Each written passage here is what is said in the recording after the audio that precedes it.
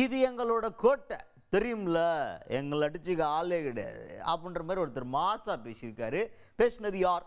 அமைச்சர் சேகர் பாபு அவர்கள். அவர் தான். அவர் என்ன சொல்றாரு அப்படின்னு பார்த்தீங்கன்னா, தேர்தல் ரிசல்ட்டு இப்போ தேர்தல் நடந்து முடிஞ்சிருச்சு, எப்படி இருக்க போகுது ரிசல்ட்டு, சென்னையில் எப்படி அப்படின்ற மாதிரி கேள்வி கேட்குறாங்க. அதுக்கு அவர் என்ன சொல்கிறாரு அப்படின்னு பார்த்தீங்கன்னா, சென்னை எல்லாம் திமுகவோட கோட்டை ஆல்ரெடி முடிவாயிருச்சு, அங்கெல்லாம் நம்மளை அடிச்சுக்க ஆளே கிடையாது, ஃபுல் சென்னை ஃபுல் கண்ட்ரோல் நம்மக்கிட்ட தான். அது மட்டும் இல்லாமல் இந்த தடவை வந்து வாக்கு சதவீதம் அதிகமாக இருக்குது அப்படின்ற மாதிரிலாம் பேசிக்கிட்டு இருக்காங்க. சென்னையை பொறுத்த வரைக்கும் போன தடவை எலெக்ஷனில் என்ன நடந்துச்சோ அதே தான் இந்த வருஷமும் நடந்திருக்கு. கரெக்டாக வாக்குப்பதிவு பக்காவாக முடிஞ்சிச்சு. அதனால் எந்த பிரச்சனையும் இல்லாமல் போயிருக்குப்பா, சுமூகமாக இருக்குது, வேறு லெவலில் நாங்கள் வெற்றி அடைய போகிறோம் அப்படின்ற மாதிரி நம்பிக்கை தெரிவிக்கும் விதமாக பேசியிருக்காரு அமைச்சர் சேகர் பாபு அவர்கள். சென்னை எப்பொழுதுமே திராவிட முன்னேற்ற கழகத்தின் கோட்டைத்தான். வாக்கு சதவீதம் பார்த்தால் கூட 2021ஆம் ஆண்டு 2024ஆம் ஆண்டு 2 தேர்தலிலும் 100க்கு 100 மதிப்பெண்கள் திராவிட முன்னேற்ற கழகத்திற்கு கிடைத்தது. அதே போல்தான் இப்போது நடைபெற்ற 2026 சட்டமன்ற தேர்தலிலும் வாக்கு வித்தியாசம் பெரிய அளவு பதிவான கணக்கை எடுத்துக்கொண்டால் பெரிய அளவு வாக்கு வித்தியாசம் இல்லை. அவை எப்பொழுதும் போல் தொடர்ந்து திராவிட முன்னேற்ற கழகத்தின் கோட்டையாக சென்னை இருக்கும் என்று உறுதியாக நம்புகிறேன்.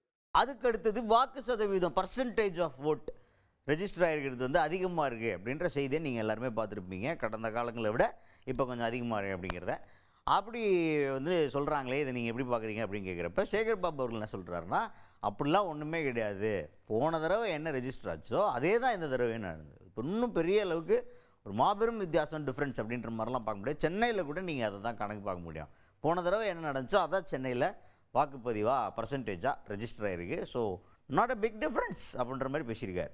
ஆனால் நம்பர்ஸை பார்க்கும்போது அப்போது லாஸ்ட் எலெக்ஷன்ஸை விட இந்த தடவை எலெக்ஷன்ஸில் பர்சன்டேஜ் கணக்கில் ஒரு ஹியூஜ் டிஃப்ரென்ஸ் இருக்கிற மாதிரி தான் செய்திகளை நீங்கள் பார்க்க முடியும். ஆனால் இது என்னடா அப்படின்னு பார்த்தீங்கன்னா, ஒவ்வொரு தடவையும் ஒவ்வொரு தேர்தலுக்கு அப்புறமும் இந்த வாக்கு சதவீதம் அப்படிங்கிறது இன்க்ரீஸ் ஆகிட்டே தான் இருக்கும், அது குறையவே குறையாது.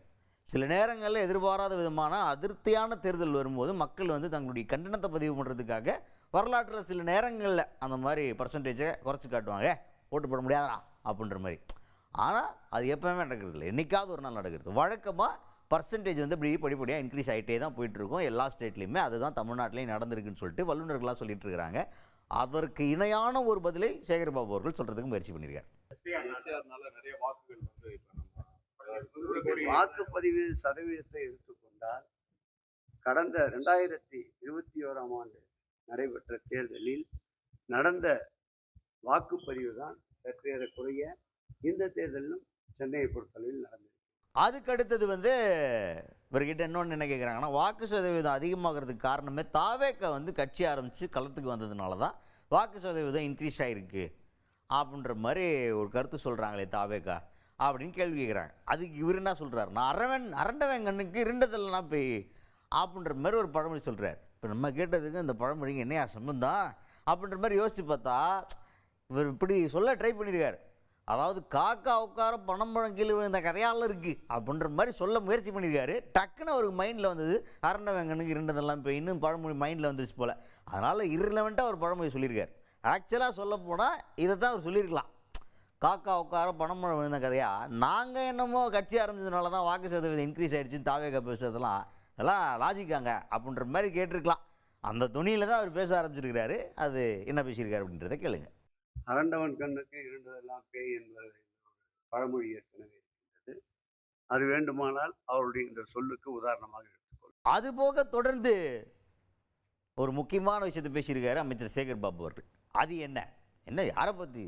தங்களுடைய தலைவர் முதல்வர் மு.க. ஸ்டாலின் அவர்களை பற்றி, அவருடைய ஃபியூச்சரிஸ்டிக்கான ஐடியாவை பற்றி, நாடாளுமன்ற தேர்தல் வரும்போதே வரப்போகிற சட்டமன்ற தேர்தலை எப்படி எதிர்கொள்ளலான்னு சொல்லிட்டு அவர் போட்ட ஒரு ஸ்ட்ராட்டஜிக் பிளான் பற்றி, எப்படியெல்லாம் அவர் எங்களை இயக்குனார், எங்களுடைய இயக்கத்தின் இயக்கமே அவர் தான் அப்படிங்கிற மாதிரி பல விஷயங்களை பெருமையாக பேசியிருக்காரு சேகர் பாபு அவர்கள். உற்சாகமாக திராவிட முன்னேற்ற கழகம் இருக்கிறது என்பதற்கு அது ஒரு அடையாளம். கடுமையாக உழைப்பு மாண்புமிகு தமிழக முதல்வர் அவர்கள் நாடாளுமன்ற தேர்தலுக்கு முன்பாகவே 2021ஆம் ஆண்டு சட்டமன்ற தேர்தலுக்கு பிறகு அவருடைய மதிநுட்பத்தால், அவருடைய தேர்தல் வியூகத்தால் ஆற்றிய களப்பணி, அனைவரையும் இயக்க வைத்த எங்கள் இயக்கத்தின் இயக்கம் 24 நாடாளுமன்ற தேர்தலில் எதிரொலித்தது.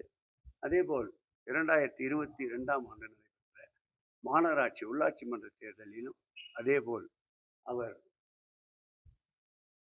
திறம்பட என்னென்ன பணிகளை மேற்கொள்ள வேண்டும் என்று தேர்தல் களத்திற்கு அவர் பயிற்றுவித்தாரோ அந்த பயிற்சி உதவியாக இருந்தது. அதேபோல் இந்த தேர்தலை பொறுத்தளவில் நாடாளுமன்ற தேர்தல் முடிந்ததிலிருந்து பல்வேறு கோணங்களில் ஓரணியில் தமிழ்நாடு, வெல்வோம் தமிழ் பெண்கள், இப்படி பல்வேறு திசை காட்டிகளை உருவாக்கி தொடர்ந்து இயக்கமும் மக்களும் ஒன்றாக பின்னி பிணைந்திருக்கின்ற ஒரு நல்ல சூழலை உருவாக்கினார். கிட்டத்தட்ட 1.5 ஆண்டுகளுக்கு மேலாக களத்திலே நின்ற எல்லை காக்கின்ற இராணுவத்தினரை போல் இன்றைக்கு 1.5 ஆண்டுகளாக தேர்தல் களத்திலே நின்றவர்கள் சற்று இளைப்பாற இப்படி மகிழ்ச்சியோடு சுற்றுலா வருகிறார்.